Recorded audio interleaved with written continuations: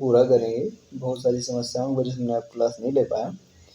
Geography class 10 NCERT जो आपके लिए बहुत ही महत्वपूर्ण है और मैं वादा करता हूँ कि आपके अच्छा समझ में आएगा। जिन्होंने भी चैनल को सब्सक्राइब नहीं किया है प्लीज़ सब्सक्राइब करें, लाइक करें, कमेंट करें और अपने दोस्तों को शेयर करें जिनके पास बुक्स की समस्या है। और ऐसे ही देखते रहें और एग्ज़ाम के लिए तैयार होते रहें। आइए हम बात करते हैं संसाधन एवं विकास क्लास 10 की जो ज्योग्राफी है फर्स्ट चैप्टर चर्चा हम करेंगे।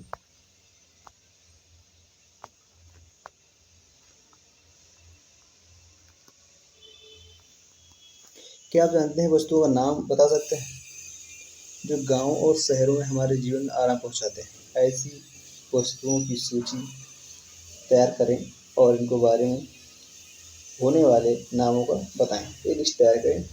तो जो हम चर्चा करेंगे वो संसाधन एवं विकास। संसाधन क्या है, उसका कैसे विकास करें और कौन कौन से संसाधन हमारे लिए ज़्यादा उपयोगी हैं जिनका हम ज़्यादा ग्रहण कर रहे हैं, कौन से संसाधन विलुप्त हो सकते हैं जिनको हम ज़्यादा उपयोग करेंगे वो खर्च हो जाएंगे और दोबारा हमको नहीं मिलेंगे, कौन से नवीकरणीय संसाधन हैं, कौन से अनवीकरणीय, प्राकृतिक, कौन मानवीय, इन सभी टॉपिक को लेकर चर्चा करेंगे।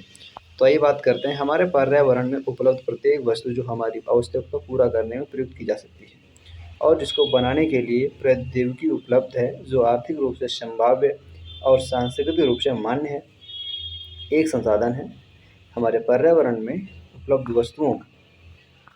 वस्तुओं की रूपांतरण प्रक्रिया प्रकृति, प्रौद्योगिकी और संस्थाओं के पारंपरिक क्रियात्मक संबंध में निहित है। मानव प्रौद्योगिकी द्वारा प्रकृति के साथ क्रिया करते हैं और मानव प्रौद्योगिकी द्वारा प्रकृति के साथ क्रिया करते हैं और अपने आर्थिक विकास की गति को तेज करने के लिए संस्थाओं का निर्माण करते हैं।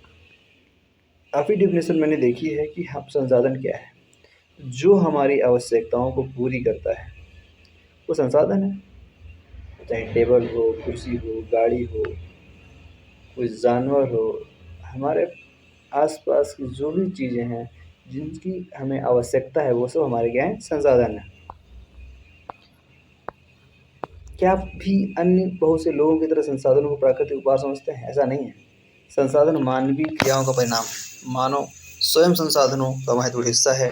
वे पर्यावरण में पाए जाने वाले पदार्थों को संसाधन में परिवर्तित करते हैं तथा उन्हें प्रयोग करते हैं। इन संसाधनों का वर्गीकरण निम्न प्रकार से किया जा सकता है। उत्पत्ति के आधार पर जैव और अजैव। उत्पत्ति के आधार पर जैव और अजैव। सभ्यता के आधार पर नवीकरण योग्य। स्वामित्व के आधार पर व्यक्तिगत, सामूहिक, राष्ट्रीय और अंतर्राष्ट्रीय। विकास के स्तर के आधार पर संभावी, विकसित, भंडार और संचित कोष। ये एक स्ट्रक्चर बनी हुई है, चाहे तो स्क्रीनशॉट ले सकते हैं। तो ये स्क्रीनशॉट ले सकते हैं। कौन से लेना है? इस संसाधन कितने टाइप होते हैं? एक संसाधन होता है प्राकृतिक, मानवीय, फिर क्या होता है प्राकृतिक में नवीकरण, अनवीकरण। नवीकरण के 2 पार्ट होते हैं कि सतत अथवा प्रवाह जैसे पवन, जल। जैव में क्या होता है प्राकृतिक, वनस्पति, वन्य जीव। अनवीकरणीय होता है पुनः चक्रीय धातु। जैसे कोई धातु लोहा है, पिघला के कोई वस्तु बनाई गई और पुरानी हो गई, जंग लग के उसे दोबारा फिर रूपांतरित करके चक्रीय क्रिया में धातु फिर बनाई गई। अचक्रीय जीवाश्म ईंधन, पेट्रोल है जो दोबारा चक्रीय नहीं किया जा सकता। इस टाइप से मानवीय में क्या संरचनाएं एवं संस्थाएं, मात्रा एवं गुणवत्ता। चाहे टॉपिक को ले सकते हैं। बात करेंगे संसाधनों के प्रकार। उत्पत्ति के आधार पर हम बात करेंगे जैव संसाधन। उत्पत्ति के आधार पर जो हम बात करेंगे जैव संसाधन की, कि इन संसाधनों की प्राप्ति जीवमंडल से होती है और इनमें जीवन व्याप्त है। जैसे मनुष्य, वनस्पति जात, प्राणी जात, मत्स्य जीवन, पशुपत, ये सब उदाहरण है। कौन कौन? वनस्पति जात, प्राणी जात और मत्स्य जीवन, पशुधन इत्यादि होते हैं। अजैव संसाधन क्या है? वे सारे संसाधन जो निर्जीव वस्तुओं से बने हैं, जो निर्जीव हैं, जिनमें जीवन नहीं है, वो क्या है? सब अजैव हैं। अजैव संसाधन जो है, वे सारे संसाधन जो निर्जीव वस्तुओं से बने हैं, अजैव संसाधन कहलाते हैं। उदाहरणार्थ चट्टानें, धातुएं, ये सब क्या है? ये अजीव हैं, अजैव संसाधन है। समाप्यता के आधार पर, किसके आधार पर? समाप्यता के आधार पर संसाधन वितरित करेंगे कि नवीकरण योग्य संसाधन, वे संसाधन जिन्हें भौतिक, रासायनिक या यांत्रिक प्रक्रियाओं द्वारा नवीकृत या पुनः उत्पन्न किया जा सकता है। मतलब जिन्हें दोबारा उत्पन्न किया जा सकता है, उन्हें हम नवीकरणीय संसाधन कहते हैं। उन्हें नवीकरण योग्य अथवा पूर्ति योग्य संसाधन कहा जाता है। उदाहरण सौर ऊर्जा, पवन ऊर्जा, जल, वन तथा वन्य जीवन। इन संसाधनों को सतत अथवा प्रवाह संसाधनों में विभाजित किया गया है। अनवीकरणीय संसाधन क्या है? इन संसाधनों जो अनवीकरणीय हैं, इन संसाधनों का विकास एक लंबे भूवैज्ञानिक अंतराल में होता है।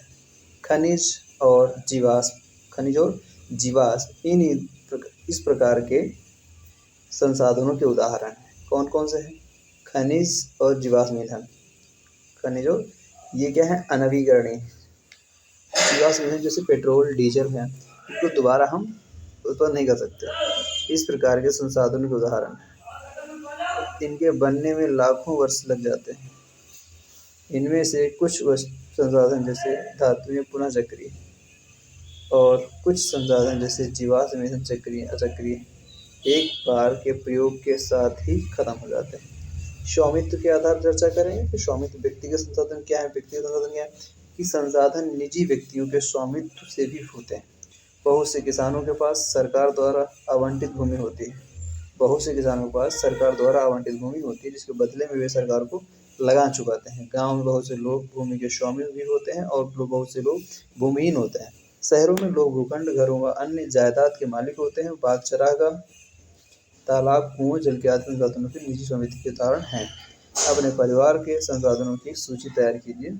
कौन कौन संसाधन हमारे पास हैं?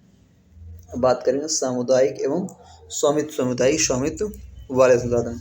ये संसाधन समुदाय के सभी सदस्यों को उपलब्ध होते हैं। गांव की समिलात भूमि, चरण भूमि, श्मशान भूमि, तालाब इत्यादि और नगरीय क्षेत्रों के सार्वजनिक पार्क, पिकनिक स्थल के मैदान वहां रहने वाले सभी लोगों के लिए उपलब्ध है। राष्ट्रीय संसाधन कौन कौन है? राष्ट्रीय संसाधन चर्चा करेंगे। तकनीकी तौर पर देश में पाए जाने वाले सारे संसाधन राष्ट्रीय हैं। कौन सा? तकनीकी तौर पर किसी देश में पाए जाने वाले सारे संसाधन राष्ट्रीय हैं। देश की सरकार को कानूनी अधिकार है कि वह व्यक्तिगत संसाधन को भी आम जनता के हित में अधिग्रहित कर सकती है। आपने देखा होगा कि सड़कें, नहरें, रेल लाइनें व्यक्तिगत स्वामित्व वाले खेतों से बनी हुई हैं। शहरी विकास प्राधिकरणों की सरकार ने भूमि अधिग्रहण का अधिकार दिया हुआ है। सारे खनिज पदार्थ, जल संसाधन, वन्य जीवन, राजनीतिक सीमाओं के अंदर सारी भूमि 12 मील 22.2 किलोमीटर तक, महासागरीय क्षेत्र, भूसागरीय समुद्र व इसमें पाए जाने वाले संसाधन राष्ट्र की संपदा है। अंतर्राष्ट्रीय संसाधन क्या होते हैं? कुछ अंतर्राष्ट्रीय संस्थाएं संसाधनों की नियंत्रण करती हैं। तट रेखा से 200 क्या होता है? तट रेखा से 200 समुद्री मील की दूरी से पूरे खुले महासागरीय संसाधनों पर किसी देश का अधिकार नहीं। इन संसाधनों को अंतर्राष्ट्रीय संस्थाओं की सहमति के बिना उपयोग नहीं किया जा सकता। एक कोष्ठक दिया हुआ, इसके बारे में थोड़ी चर्चा करें। क्या आप जानते हैं कि भारत के पास अपवर्जक आर्थिक क्षेत्र से दूर हिंद महासागर की तलहटी से मैग्नीज ग्रंथियों का खनन करने का अधिकार है। कुछ अन्य अंतर्राष्ट्रीय संसाधनों की पहचान भी आप कर सकते हैं। विकास के स्तर के आधार पर संभावित संसाधन, ये वे संसाधन हैं जो किसी प्रदेश में विद्यमान होते हैं परंतु इनका उपयोग नहीं किया गया है। उदाहरण तौर पर भारत के पश्चिमी भाग में, विशेषकर राजस्थान, गुजरात में पवन ऊर्जा का संसाधन अपार संभावना है, परंतु इनका सही ढंग से विकास नहीं हुआ है अभी तक। अब बात करें विकसित संसाधन की। वे संसाधन जिनका सर्वेक्षण किया जा चुका है और उनके उपयोग की गुणवत्ता, सर्वेक्षण किया जा चुका है, उपयोग की गुणवत्ता क्या होता है, उपयोग की गुणवत्ता और मात्रा निर्धारित की जा चुकी है, विकसित संसाधन कहलाते हैं। संसाधन का विकास प्रौद्योगिकी और उनकी संभाव्यता के स्तर पर निर्भर करता है। भंडार, भंडार देखिए पर्यावरण में उपलब्ध वे पदार्थ जो मानव की आवश्यकताओं की पूर्ति कर सकते हैं, परंतु उपयुक्त प्रौद्योगिकी के अभाव में उसकी पहुंच से बाहर हैं। भंडार में शामिल हैं उदाहरण के लिए जल, दो गैसों हाइड्रोजन और ऑक्सीजन की यौगिक हैं। जल दो गैसों उपयोगी हैं। हाइड्रोजन ऊर्जा का मुख्य स्रोत बन सकता है, परंतु इस उद्देश्य से इसका उपयोग करने के लिए हमारे पास उन्नत तकनीक ज्ञान नहीं है। संचित कोष क्या है? संचित कोष में देख लेंगे, ये संसाधन भंडार का हिस्सा है। किसका हिस्सा है? संचित कोष भंडार का ही हिस्सा है, जिन्हें उपलब्ध तकनीकी ज्ञान की सहायता से प्रयोग में लाया जा सकता है, परंतु इनका उपयोग अभी आरंभ नहीं हुआ है। इनका उपयोग भविष्य में आवश्यकता पूर्ति के लिए किया जा सकता है। नदियों के जल को विद्युत पैदा करने में प्रयुक्त किया जा सकता है, परंतु वर्तमान समय में इसका उपयोग सीमित पैमाने पर ही हो रहा है। इस प्रकार बांधों में जल, वन, संचित कोष जिनका उपयोग भविष्य में किया जा सकता है। संसाधनों का विकास, हम देखेंगे संसाधनों का विकास हो रहा है, ये क्या है? एक सेकंड, संसाधनों का विकास की चर्चा हम करेंगे। संसाधन जिस प्रकार मनुष्य के जीवन यापन के लिए अत्यावश्यक है, उसी प्रकार जीवन की गुणवत्ता बनाए रखने के लिए भी महत्वपूर्ण है। ऐसा विश्वास किया जाता था कि संसाधन प्रकृति की देन है। ऐसा विश्वास किया जाता था कि संसाधन प्रकृति की देन है। परिणाम स्वरूप मानव ने इनकी अंधाधुंध उपयोग किया, जिससे निम्नलिखित मुख्य समस्याएं पैदा हो गई। तो पहले माना जाता था कि जो संसाधन है प्रकृति की देन है, लेकिन जिससे मनुष्य ने इतना ज़्यादा इसका दोहन किया कि कुछ समस्याएं पैदा हो गई हैं। कुछ व्यक्तियों के लालच व संसाधनों का ह्रास हो रहा है। संसाधन समाज के कुछ ही लोगों के हाथ में आ गए हैं, जिससे समाज दो हिस्सों संसाधन संपन्न और संसाधनहीन अर्थात अमीर और गरीब में बट गया है।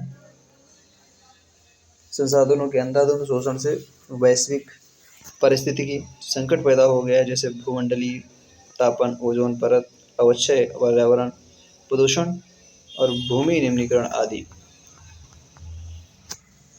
मानव जीवन की गुणवत्ता और विश्व शांति बनाए रखने के लिए संसाधनों का समाज में न्याय संगत बंटवारा आवश्यक हो गया है। यदि कुछ ही व्यक्तियों तथा देशों द्वारा संसाधन का वर्तमान दोहन जारी रहता है, तो हमारी पृथ्वी का भविष्य खतरे में पड़ सकता है। इसलिए हर तरह के जीवन का अस्तित्व बनाए रखने के लिए संसाधनों का उपयोग की योजना बनाना अति आवश्यक है। सतत अस्तित्व सही अर्थ में सतत पोषणीय विकास का ही हिस्सा है। ये जो दी हुई है एक टिप्पणी, इस पर हम चर्चा थोड़ा ध्यान से करेंगे। ये क्या है कि सतत पोषणीय आर्थिक विकास का अर्थ है, सतत पोषणीय आर्थिक विकास का अर्थ है कि विकास पर्यावरण को बिना नुकसान पहुंचाए। किसको नुकसान पहुंचाए? बिना, पर्यावरण को। और वर्तमान विकास की प्रक्रिया भविष्य की पीढ़ियों की आवश्यकता की अवहेलना न करे। ये क्या है? सतत पोषणीय विकास। रियो डी जेनेरो पृथ्वी सम्मेलन 1992 महत्वपूर्ण है, ध्यान देंगे। रियो डी जेनेरो पृथ्वी सम्मेलन 1992, जून 1992 सबसे भी अधिक राष्ट्रीय अध्यक्ष ब्राजील के शहर रियो डी जेनेरो में प्रथम अंतर्राष्ट्रीय पृथ्वी सम्मेलन में एकत्रित हुए। सम्मेलन का आयोजन विश्व स्तर पर उभरते पर्यावरण संरक्षण और सामाजिक आर्थिक विकास की समस्याओं का हल ढूंढने के लिए किया गया था। इस सम्मेलन में एकत्रित नेताओं ने भूमंडलीय जलवायु परिवर्तन और जैविक विविधता पर एक घोषणा पत्र हस्ताक्षर किया। रियो सम्मेलन में भूमंडलीय वन सिद्धांतों फॉरेस्ट प्रिंसिपल पर सहमति बताई। 21वीं शताब्दी में सतत पोषणीय विकास के 21 में सतत पोषणीय विकास एजेंडे स्वीकृति की। 21 एजेंडे, ध्यान दें एजेंडा 21 क्या था? ये एक घोषणा है जिसमें 1992 ब्राजील में शहर रियो डी जेनेरो में संयुक्त राष्ट्र पर्यावरण और विकास सम्मेलन UNCED के तत्वाधान में राष्ट्रीय अध्यक्षों द्वारा स्वीकृत किया गया था। इसका उद्देश्य भूमंडलीय सतत पहुंचने विकास हासिल करना है। यह एक कार्यसूची है जिसका उद्देश्य समान हितों, पारस्परिक आवश्यकताओं एवं सम्मिलित जिम्मेदारियों के अनुसार विश्व सहयोग के द्वारा पर्यावरणीय क्षति, गरीबी और रोगों से निपटना। एजेंडा 21 का मुख्य उद्देश्य यह है कि प्रत्येक स्थानीय निकाय अपना स्थानीय एजेंडा 21 तैयार करे। अब संसाधन नियोजन क्या है चर्चा करेंगे। संसाधनों के विवेकपूर्ण उपयोग के लिए जो नियोजन बात कर रहे हैं, नियोजन संसाधनों के विवेकपूर्ण उपयोग के लिए नियोजन एक सर्वमान्य रणनीति है। इसीलिए भारत जैसे देश में जहां संसाधनों की उपलब्धता में बहुत अधिक विविधता है और यह और भी महत्वपूर्ण है, यहाँ ऐसे प्रदेश भी हैं जहाँ एक तरह के संसाधनों की प्रचुरता है परंतु दूसरे तरह के संसाधनों की कमी है। कुछ ऐसे प्रदेश भी हैं जो संसाधनों की उपलब्धता के संदर्भ में आत्मनिर्भर है और कुछ ऐसे भी हैं जहाँ महत्वपूर्ण संसाधनों की अत्यधिक कमी है। कुछ ऐसे भी हैं कमी भी है। कुछ ऐसे प्रदेश भी हैं जो संसाधनों की उपलब्धता के संदर्भ में आत्मनिर्भर हैं और कुछ ऐसे भी प्रदेश हैं जहां महत्वपूर्ण संसाधनों की अत्यधिक कमी है। उदाहरणार्थ झारखंड, मध्य प्रदेश, छत्तीसगढ़ आदि प्रांतों में खनिज और कोयले के प्रचुर भंडार है। अरुणाचल प्रदेश में जल संसाधन प्रचुर मात्रा में पाए जाते हैं परंतु मूल विकास की कमी है। राजस्थान में पवन और सौर ऊर्जा संसाधनों की बहुत आयात है लेकिन जल संसाधनों की कमी है। लद्दाख शीत मरुस्थल देश के अन्य भागों से अलग थलग पड़ता है। ये प्रदेश सांस्कृतिक विरासत का धनी है और परंतु यहाँ जल आधारभूत अवसंरचना तक कुछ महत्वपूर्ण खनिजों की कमी है। इसीलिए राष्ट्रीय, प्रांतीय, प्रादेशिक और स्थानीय स्तर पर संतुलित संसाधन नियोजन की आवश्यकता है। भारत में संसाधन नियोजन संसाधन नियोजन की एक जटिल प्रक्रिया। संसाधन नियोजन एक जटिल प्रक्रिया जिसमें निम्नलिखित सोपान है। क्या सोपान है? देश के विभिन्न प्रदेशों में संसाधन की पहचान कर सकती है, तालिका बनाना। इस कार्य में क्षेत्रीय सर्वेक्षण, मानचित्र बनाना और संसाधनों का गुणात्मक और मात्रात्मक अनुमान लगाना व मापन करना। क्या है? संसाधन विकास योजनाएं लागू करने के लिए उपयुक्त प्रौद्योगिकी, कौशल और संस्थागत नियोजन ढांचा तैयार करना। क्या है? वो है कि संसाधन विकास योजनाओं और राष्ट्रीय विकास योजना में समन्वय स्थापित करना। स्वाधीनता के बाद भारत में संसाधन नियोजन के उद्देश्य की पूर्ति के लिए प्रथम पंचवर्षीय योजना से ही प्रयास किए गए। किसी क्षेत्र के विकास के लिए संसाधनों की उपलब्धता एक आवश्यक शर्त। क्या कह रहा है? किसी क्षेत्र के विकास के लिए एक आवश्यक शर्त है संसाधनों की उपलब्धता, परंतु प्रौद्योगिकी और संस्थाओं में तदनुरूपी परिवर्तन के अभाव से प्रौद्योगिकी और संस्थाओं में तदनुरूपी परिवर्तन के अभाव में मात्र संसाधनों की उपलब्धता से ही विकास संभव नहीं है। देश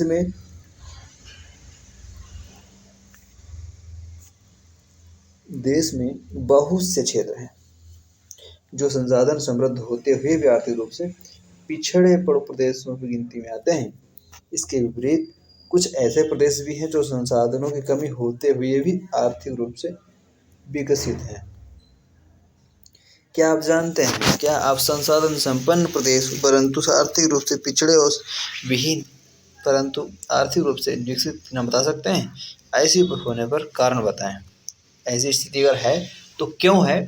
इन चीज़ों की बातें आप सर्च करें और कमेंट बॉक्स में जरूर दें। उपनिवेशन का इतिहास हमें बताना है कि उपनिवेशन का इतिहास हमें बताता है कि उपनिवेशों में संसाधन संपन्न प्रदेश विदेशी आक्रमणकारियों के लिए मुख्य आकर्षण रहे।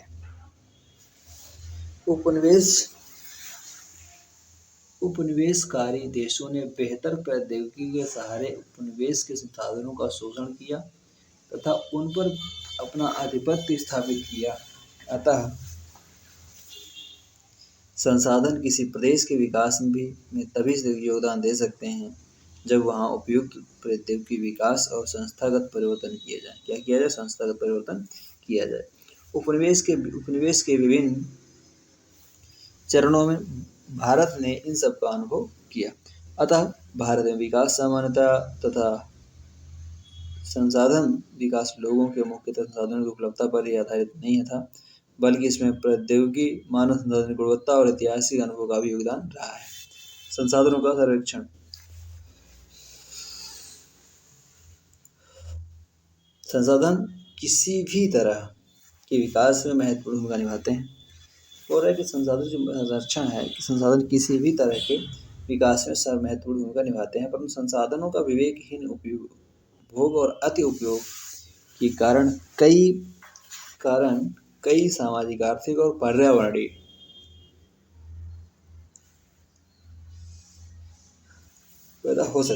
समस्याएं पैदा हो सकती है।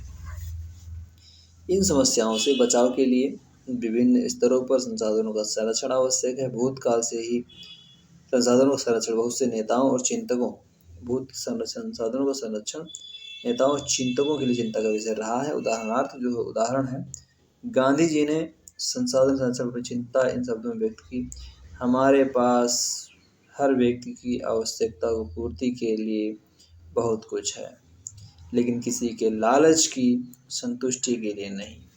अर्थात हमारे पास पेट भरने के लिए बहुत है, लेकिन पेटी भरने के लिए नहीं। मतलब गांधी जी ने कहा कि हमारी आवश्यकता पूरी करने के लिए हमारे पास बहुत सारे संसाधन हैं, लालच के लिए हमारे पास संसाधन कमी हो सकते हैं।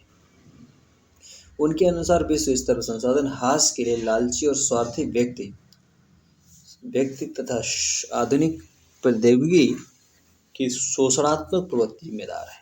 वे अत्यधिक उत्पादन के विरुद्ध थे और इसके स्थान पर अधिक बड़े जनसमुदाय द्वारा उत्पादन के पक्षधर थे।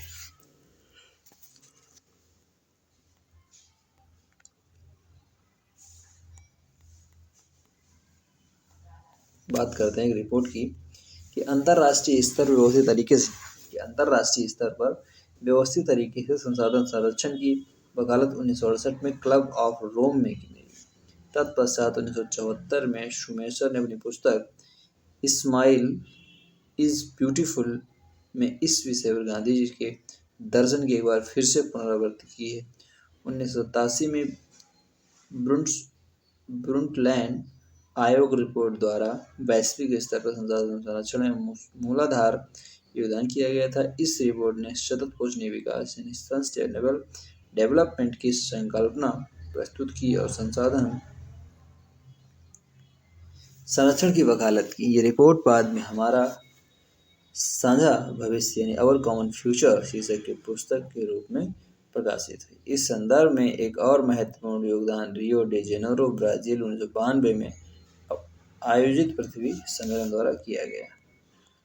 भू संसाधन क्या है, इस पर हम चर्चा जरूर करेंगे कि भू संसाधन क्या है।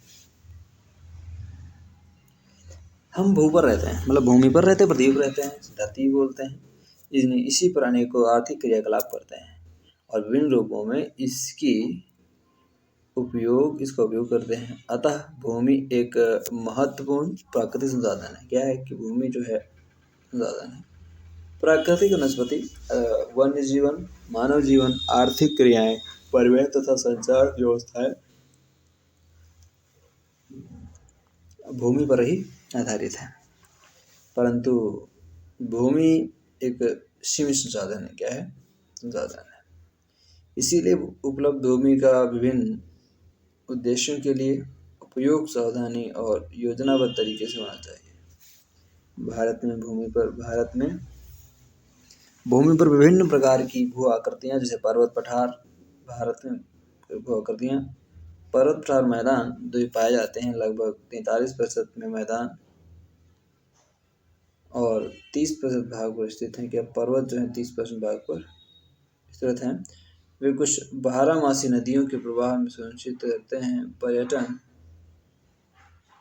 पर्यटन विकास के लिए अनुकूल परिस्थितियाँ प्रदान करता है और पारिस्थितिकी के लिए महत्वपूर्ण है। देश के क्षेत्रफल का लगभग 27% चौड़ाई क्षेत्र है। इस क्षेत्र में खनिजों, जीवाश्म ईंधन और वनों का अपार संचय कोष है। यहाँ पे देख सकते हैं, ये चीज हमें ध्यान देना चाहिए। यहाँ पे ये 27 ध्यान रखना है। 43% क्या है, वो हमारा है मैदान और 30% हमारा पर्वत है और 27% हमारे पठार है।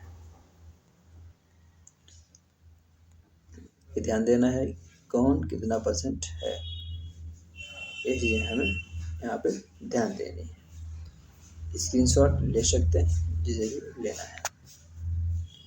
बहु उपयोग के बारे में भू संसाधन का उपयोग निम्नलिखित उपयोग से किया जाता है। वन, कृषि के लिए अनुपलब्ध भूमि, बंजर तथा कृषि योग्य भूमि, कृषि अयोग्य भूमि, गैर कृषि योजना में लाई गई भूमि जैसे इमारतें, सड़क, उद्योग इत्यादि। प्रतिभूमि के अतिरिक्त अन्य कृषि योग्य अयोग्य भूमि यानी स्थायी चारागाह तथा अन्य गोचर भूमि विविध वृक्षों, वृक्ष फसलों तथा उपवनों के अधीन जो शुद्ध बोए गए क्षेत्र में शामिल नहीं है। कृषि योग्य बंजर भूमि जहाँ 5 से अधिक वर्षों से खेती नहीं की गई हो। प्रतिभूमि जो है, प्रतिभूमि वर्तमान प्रति जहाँ एक कृषि वर्ष या उससे कम समय से खेती न की गई हो तो प्रति हो जाती है। वर्तमान प्रतिभूमि के अतिरिक्त अन्य प्रतिभूमि का पुरातन प्रति यानी 1 से 5 कृषि के वर्ष खेती न की गई हो। शुद्ध यानी निवल बोया गया क्षेत्र वह भूमि जिस पर फसलें उगाई व काटी जाती है, वह शुद्ध निवल बोया गया क्षेत्र कहलाता है। एक कृषि वर्ष में एक बार में अधिक बोए गए क्षेत्र को शुद्ध निवल यानी बोए गए क्षेत्र में जोड़ दिया जाता है। वह सकल कृषि क्षेत्र कहलाता है। क्या सकल कृषि क्षेत्र कहलाता है। भारत में भू उपयोग के प्रारूप। भू उपयोग को निर्धारित करने वाले तत्वों में भौतिक कारक जैसे भू आकृतिक, जलवायु, मृदा के प्रकार तथा मानवीय कार्य जैसे जनसंख्या घनत्व, प्रौद्योगिकी क्षमता, सांस्कृतिक परंपराएं इत्यादि शामिल हैं। भारत का कुल भौगोलिक क्षेत्रफल 32.8 वर्ग किलोमीटर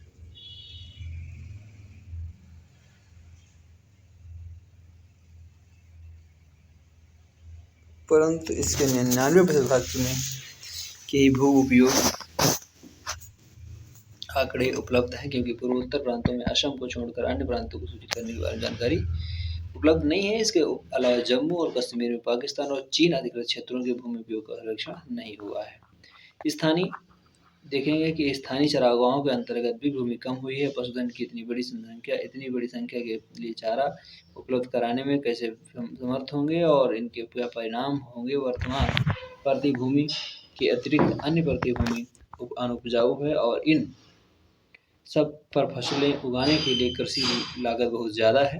अतः इस भूमि में 2 या 3 वर्षों में इनको 1 या 2 बार बोया जाता है और यदि इसे शुद्ध निवल यानी बोए गए क्षेत्र में शामिल कर लिया जाता है तब भी भारत के कुल सूचित क्षेत्रों के भी भारत के लगभग 54% हिस्से पर खेती हो सकती है।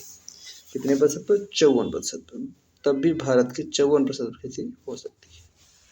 शुद्ध निवल बोए गए क्षेत्र का प्रतिशत भी विभिन्न राज्यों में भिन्न है। पंजाब और हरियाणा में 80%, पंजाब और हरियाणा में 80% खेती होती है, परंतु अरुणाचल प्रदेश में, मिजोरम, मणिपुर, अंडमान निकोबार द्वीपों में 10% से कम बोया जाता है। हमारे देश में वन नीति 1952 राष्ट्रीय वन नीति 1952 द्वारा निर्धारित वनों के अंतर्गत 33% भौगोलिक क्षेत्र वांछित हैं और जिनकी तुलना में वन के अंतर्गत का क्षेत्र काफ़ी कम है और वन नीति द्वारा निर्धारित ये सीमा पारिस्थितिकी संतुलन बनाए रखने के लिए आवश्यक है। वन क्षेत्रों के आसपास पास रहने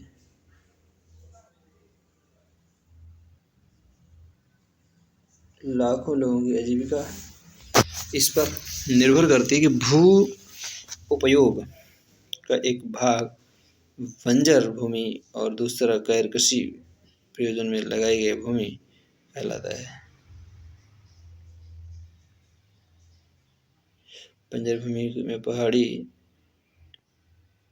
चट्टानों सूखी और मरुस्थलीय भूमि शामिल है। गैर कृषि परियोजनाओं में लगाई भूमि में बस्तियां, सड़कें, रेल लाइन, उद्योग इत्यादि आते हैं। लंबे समय तक लगातार भूमि संरक्षण और प्रबंधन की अवहेलना करने तथा लगातार भू उपयोग के कारण भू संसाधनों का निम्नीकरण हो रहा है। इसके कारण समाज और पर्यावरण पर गंभीर आपदा आ सकती है। भूमि निम्नीकरण संरक्षण उपाय। भूमि निम्नीकरण और संरक्षण उपाय। भूमि एक ऐसा संसाधन है जिसका उपयोग हमारे पूर्वज करते आए हैं तथा भावी पीढ़ी भी इसका उपयोग करेगी। हम भोजन मकान कपड़े अपनी मूल आवश्यकताओं 95% भाग भूमि से ही प्राप्त करते हैं। मानव कार्यकलापों के कारण न केवल भूमि का निम्नीकरण हो रहा है बल्कि भूमि को नुकसान पहुंचाने वाली प्राकृतिक ताकतों को भी बल मिला है। हाँ, इस समय भारत की लगभग 13% इस समय भारत की लगभग 13 करोड़ हेक्टेयर भूमि निम्नीकृत है। इसमें से 28% भूमि निम्नीकृत वनों के अंतर्गत है। 56% जल 56% जल अपर्दित और शेष क्षेत्र लवणीय और क्षारीय है। कुछ मानव क्रियाओं जैसे वनोन्मूलन, अतिपशुचारण, खनन ने भी भूमि के निम्नीकरण की भूमिका निभाई है। खनन के उपरांत खदानों वाले स्थानों को गहरी खाइयों और मलबे के साथ खुला छोड़ दिया जाता है। खनन के कारण झारखंड, छत्तीसगढ़, मध्य प्रदेश और उड़ीसा जैसे राज्यों में वनोन्मूलन भूमि के निम्नीकरण का कारण बना है। गुजरात, राजस्थान, मध्य प्रदेश और महाराष्ट्र में अतिपशुचारण भूमि निम्नीकरण का मुख्य कारण है। कहाँ है? गुजरात, राजस्थान, मध्य प्रदेश और महाराष्ट्र में अतिपशुचारण भूमि निम्नीकरण कारण है। उत्तर प्रदेश जैसे राज्यों में अधिक सिंचाई, पंजाब, हरियाणा और पश्चिमी उत्तर प्रदेश जैसे राज्यों में अधिक सिंचाई भूमि निम्नीकरण के लिए उत्तरदायी है। क्या है? अधिक सिंचाई उत्तरदायी है। अतिसिंचन से उत्पन्न जलाक्रांता भी भूमि निम्नीकरण के लिए उत्तरदायी है, जिससे मृदा में लवणीयता और क्षारीयता बढ़ जाती है। खनिज प्रक्रियाएं जैसे सीमेंट उद्योग में चूना पत्थर को पीसना और मृदा बर्तन उद्योग में चूने यानी खड़िया मृदा और शरखड़ी के प्रयोग से बहुत अधिक मात्रा में वायुमंडल में धूल विसर्जित होती है। जब इसकी परत भूमि पर जम जाती है तो मृदा की जल सोखने की प्रक्रिया अवरुद्ध हो जाती है। पिछले कुछ वर्षों में देश के विभिन्न भागों में औद्योगिक जल निकास में बाहर आने वाला अपशिष्ट पदार्थ भूमि और जल प्रदूषण का मुख्य स्रोत है। भूमि निम्नीकरण की समस्याओं को सुलझाने के लिए कई तरीके हैं। वनरोपण और मनचाहा रोपण और चारागाहों का उचित प्रबंधन इसमें कुछ हद तक मदद कर सकते हैं। पेड़ों की रक्षक मेखला यानी शेल्टर बेल्ट, पशुचारण नियंत्रण में रसीले टीलों को कांटेदार झाड़ियां लगाकर स्थिर बनाने की प्रक्रिया से भी भूमि कटाव की रोकथाम शुष्क क्षेत्रों में भी की जा सकती है। बंजर भूमि की उचित प्रबंधन, खनन नियंत्रण और औद्योगिक जल को परिष्करण के पश्चात विसर्जित करने जल और भूमि प्रदूषण को कम किया जा सकता है। मृदा संसाधन यानी मिट्टी अथवा मृदा सबसे महत्वपूर्ण नवीकरणीय संसाधन के रूप में प्राकृतिक संसाधन क्या है बताता है। ये पौधे के विकास का माध्यम है जो पृथ्वी पर विभिन्न प्रकार के जीवों का पोषण करती है। मृदा एक जीवंत तंत्र है जो कुछ सेंटीमीटर गहरी मृदा बनने में लाखों वर्ष लग जाते हैं, केवल लाखों वर्ष लग जाते हैं। मृदा बनने की प्रक्रिया में उच्चावच जनक शैल अथवा स्थानांतरित शैल जलवायु, वनस्पति और अन्य जैविक पदार्थ और समय मुख्य कारक हैं। प्रकृति के अनेकों तत्व जैसे तापमान परिवर्तन, बहते जल की क्रिया, पवन, हिमनदी और अपघटन क्रियाएं आदि मृदा बनने की क्रिया में योगदान देती हैं। मृदा में होने वाले रासायनिक और जैविक परिवर्तन भी महत्वपूर्ण हैं। मृदा जैव ह्यूमस मृदा यानी जैव ह्यूमस और अजैव दोनों प्रकार के पदार्थों से बनती है। मृदा बनने की प्रक्रिया को निर्धारित करने वाले तत्व रंगाई, गठन, आयु, रासायनिक और भौतिक गुणों के आधार पर भारत की मृदाओं के निम्नलिखित प्रकार हैं। मृदाओं का वर्गीकरण जो होता है, मृदाओं का वर्गीकरण भारत में अनेक प्रकार के उच्चावच भू आकृतियां, जलवायु और वनस्पतियां पाई जाती हैं। इस कारण अनेक प्रकार की मृदाएं विकसित हुई हैं। जलोढ़ मृदा क्या है? जलोढ़ मृदा बात करेंगे। यह मृदा विस्तृत रूप से फैली हुई है और देश की महत्वपूर्ण मृदा है। वास्तव में संपूर्ण उत्तरी मैदान जलोढ़ मृदा से बना है। ये मृदाएं हिमालय के 3 महत्वपूर्ण नदी यानी सिंधु, गंगा और ब्रह्मपुत्र नदियों द्वारा लाए गए निक्षेपों से बनी है। एक संकरे गलियारे के द्वारा ये मृदाएं राजस्थान और गुजरात तक फैली हैं। एक संकरे गलियारे के द्वारा गुजरात तक फैली हैं। पूर्वी तटीय मैदान विशेषकर महानदी, गोदावरी, कृष्णा और कावेरी नदियों के डेल्टा के जलोढ़ मृदा से बने हैं।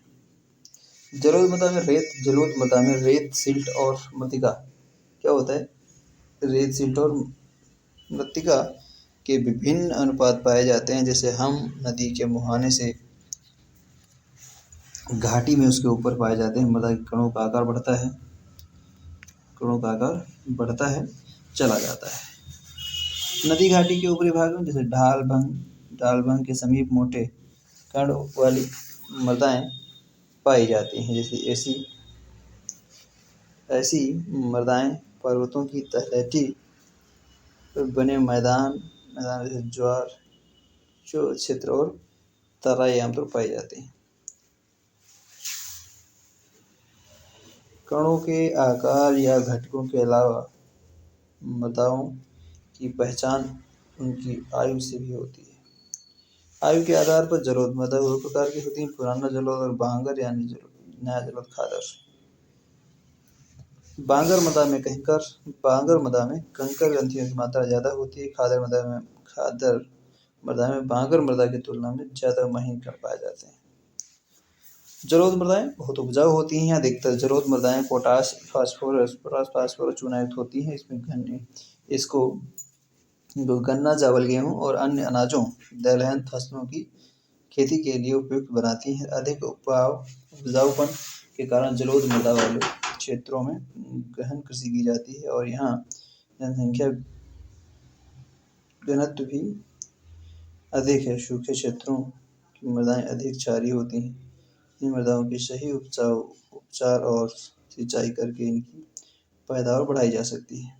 काली मृदा, इन मृदाओं का रंग काला है और इन्हें रेंगल मृदाएं भी कहा जाता है। काली मिट्टी कपास की खेती के लिए उचित समझी जाती है। काली और कपास मृदा के लिए नाम से भी जाना जाता है। यह माना जाता है कि जलवायु और जनक शैलों ने काली मृदा के बनने में महत्वपूर्ण योगदान दिया है। इस प्रकार की मृदाएं दक्कन पठार बेसाल्ट क्षेत्र के उत्तर पश्चिमी भागों में पाई जाती हैं और लावा जनक शैलों से बनी है। ये मृदाएं महाराष्ट्र, सौराष्ट्र, मालवा, मध्य प्रदेश और छत्तीसगढ़ के पठार में पाई जाती हैं और दक्षिण पूर्वी दिशा में गोदावरी कृष्णा नदियों की घाटियों तक फैली है। काली मृदा बहुत महीन कणों की अर्थात मृत्तिका से बनी है। इसकी नमी धारण करने की क्षमता बहुत होती है। इसके अलावा ये मृदाएं कैल्शियम कार्बोनेट, मैग्नीशियम, पोटाशियम जैसे पौष्टिक तत्वों से परिपूर्ण होती हैं, परंतु इसमें फास्फोरस की मात्रा कम पाई जाती है। गर्म और शुष्क मौसम में इन मृदाओं में गहरी दरारें पड़ जाती हैं, जिससे इनमें अच्छी तरह वायु मिश्रण हो जाता है। गीली होने पर ये मृदाएं चिपचिपी हो जाती हैं और इनको जोतना मुश्किल हो जाता है। इसलिए इनकी जुताई मानसून प्रारंभ होने से पहले बौछार से ही शुरू हो जाती है। लाल और पीली मृदा क्या है देखेंगे। लाल मृदा दक्कन पठार के पूर्वी और दक्षिणी हिस्सों में रवेदार आग्नेय चट्टानों पर कम वर्षा वाले भागों में विकसित हुई हैं। लाल और पीली मृदाएं उड़ीसा, छत्तीसगढ़, मध्य गंगा मैदान के दक्षिणी छोर पर और पश्चिमी घाट की पहाड़ी पाई जाती हैं। इन मृदाओं लाल रंग रवेदार आग्नेय रूपांतरित चट्टानों में लौह धातु के प्रसार के कारण होता है। इनका पीला रंग इनमें जल योजन के कारण होता है। लेटराइट क्या है? लेटराइट बात करेंगे। लेटराइट शब्द ग्रीक भाषा के लेटर से लिया गया। इसका अर्थ है ईंट। लेटराइट मृदा का निम्न उष्णकटिबंधीय और उपोष्णकटिबंधीय जलवायु क्षेत्रों में आर्द्र तथा शुष्क ऋतुओं के लिए एक बाद एक अनेक कारण होता है। ये भारी वर्षा से अत्यधिक निक्षारण यानी लीचिंग का परिणाम है। लेटराइट मृदा अधिकतर गहरी तथा अम्लीय होती है। इसमें सामान्य पौधों के पोषक तत्वों की कमी होती है। ये अधिकतर दक्षिणी राज्यों में महाराष्ट्र, पश्चिम बंगाल, उड़ीसा और उत्तरी पूर्व में पाई जाती है। जहाँ मिट्टी की पर्णपाती और सदा मिलते हैं, वहाँ इसमें महसूस ह्यूमस पर्याप्त रूप से पाया जाता है, लेकिन विरल वनस्पति और अर्धशुष्क पर्यावरण में इसमें ह्यूमस की मात्रा कम पाई जाती है। स्थल रूपों पर उनकी स्थिति के अनुसार उनमें अपरदन तथा भूमि निम्नीकरण की संभावना होती है। मृदा संरक्षण की उचित तकनीक अपनाकर मृदाओं को कर्नाटक, केरल, तमिलनाडु चाय कॉफी उगाई जाती है। तमिलनाडु, आंध्र प्रदेश और केरल की लाल लेटराइट मृदाएं काजू फसल के लिए उपयोगी है। मरुस्थलीय मृदा क्या है? मरुस्थलीय मृदा के बारे में मरुस्थलीय मृदाओं का रंग लाल और भूरा होता है। कैसा होता है? लाल और भूरा। ये मृदाएं आम तौर पर रेतीली लवणीय होती हैं। कुछ क्षेत्रों में नमक की मात्रा इतनी अधिक है कि झीलों से जल वाष्पीकरण करके खाने का नमक भी बनाया जाता है। शुष्क जलवायु और उच्च तापमान के कारण जल वाष्पन दर अधिक है। मृदाओं का ह्यूमस और नमी की मात्रा कम होती है। मृदा की सतह के नीचे कैल्शियम की मात्रा बढ़ती चली जाती है और नीचे की परतों में चूने के कंकड़ की सतह पाई जाती है। इसके कारण मृदा में जल अंतःस्यंदन यानी इन्फ्लेशन अवरोध हो जाता है। इस मृदा को सही तरीके से संचित करके कृषि योग्य बनाया जाता है, जैसे कि पश्चिमी राजस्थान में हो रहा है। वन मृदा क्या है? वन मृदा बात करेंगे। ये मृदाएं आमतौर पर पहाड़ी और पर्वतीय वनों में पाई जाती हैं, जहाँ पर पर्याप्त वर्षावन उपलब्ध है। इन मृदाओं के गठन में पर्यावरण के अनुसार बदलाव आता है। नदी घाटियों में मृदाएं दोमट और सिलदार होती हैं, परंतु ऊपरी ढालों में मोटे कणों के द्वारा होता है। हिमालय के हिमाच्छादित क्षेत्रों में इन मृदाओं का बहुत अपरदन होता है और ये अतिशीलिक यानी एसिडिक तथा ह्यूमस रहित होती हैं। नदी घाटियों के निचले क्षेत्रों, विशेषकर नदी सोपानों और जलोढ़ पंखों आदि में ये मृदाएं उपजाऊ होती हैं। मृदा अपरदन और संरक्षण। मृदा के कटाव और उसके बहाव की प्रक्रिया की मृदा अपरदन कहा जाता है। क्या कहा जाता है? मृदा के कटाव और उसके बहाव की प्रक्रिया को मृदा अपरदन कहा जाता है।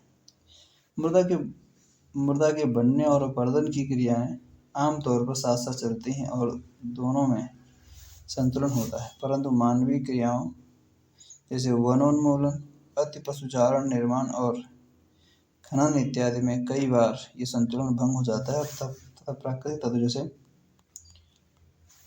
पवन, हिमनदी और जल मृदा अपरदन करते हैं। बहता जल मूर्तिका युक्त मृदाओं को काटते हुए गहरी वाहिकाएं बनाता है, जिन्हें अवनलिकाएं कहते हैं। ऐसी भूमि जो उतनी योग्य नहीं रहती है और इसमें उत्खात भूमि यानी बैड लैंड कहते हैं। चंबल बेसिन में ऐसी भूमि को खंड भूमि कहा जाता है। कहाँ? चंबल बेसिन कहा जाता है। कई बार जल विस्तृत क्षेत्र को ढके हुए ढाल के साथ नीचे की ओर बहता है।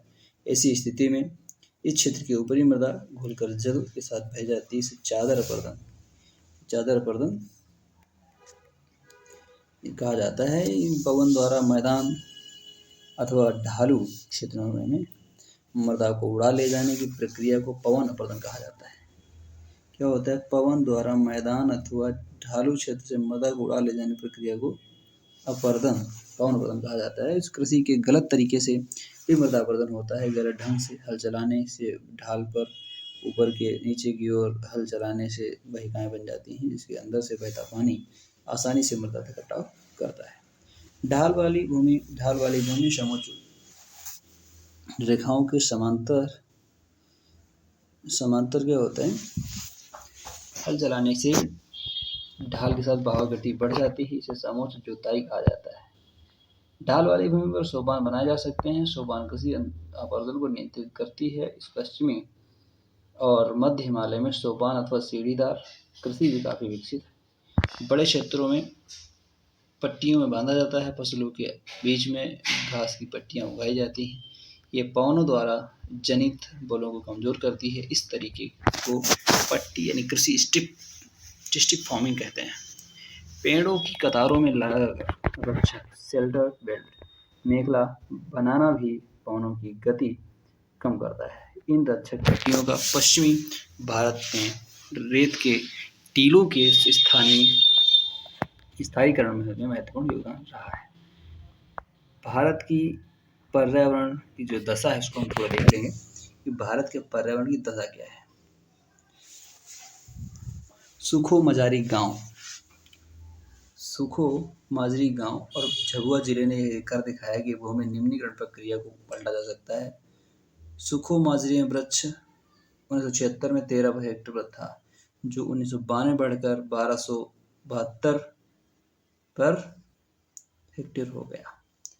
पर्यावरण के पुनर्जनन से अधिक संसाधन उपलब्धता और कृषि पशुपालन के सुधार में परिणाम स्वरूप आमदनी बढ़ती है और समाज में आर्थिक समृद्धि आती है।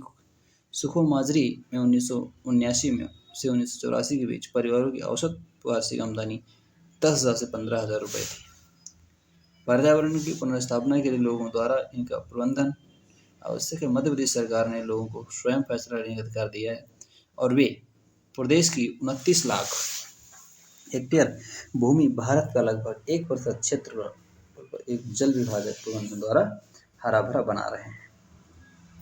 एक कार्टून है। अब देखेंगे कि ये चित्र जो सवाल दिए हैं इनको आप करेंगे कि लौह अयस्क किस प्रकार का संसाधन है। पंजाब में भूमि निम्नीकरण का निम्नलिखित में से मुख्य कारण क्या है? इन सब के जवाब कमेंट बॉक्स में आप लोग जरूर देंगे। और ये कुछ और दिए हुए हैं 30 शब्दों में लिखने के लिए कि 3 राज्यों के नाम बताएं जहाँ काली मृदा पाई जाती है। इस पर मुख्य रूप से कौन सी फसल उगाई जाती है? तो मैंने भी काली मृदा की चर्चा की है और आप लोग ध्यान से, आशा करता हूँ ध्यान दिया होगा और उन पर क्वेश्चन को लिखें और कमेंट बॉक्स में ज़रूर बताएं कि आपको क्लास कैसा लगा और लाइक करें, कमेंट करें, अपने दोस्तों को शेयर करते रहें। Thank you.